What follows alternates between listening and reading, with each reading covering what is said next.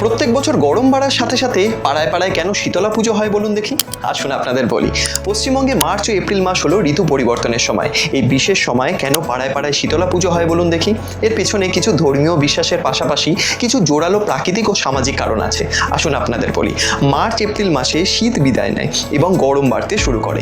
এই আবহাওয়া পরিবর্তনের সময় বাতাসে আর্দ্রতা কমে যায় এবং ধুলোবালি বেড়ে যায়। ঐতিহাসিকভাবে এই সময় বসন্ত এবং জলবসন্তের মতো সংক্রামক রোগের প্রকোপ সবচেয়ে বেশি দেখা দিত।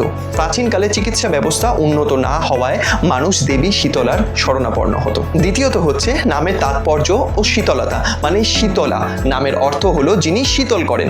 বসন্ত রোগে আক্রান্ত হলে শরীরের তাপমাত্রা প্রচণ্ড বেড়ে যায় এবং জ্বালা পোড়া করে।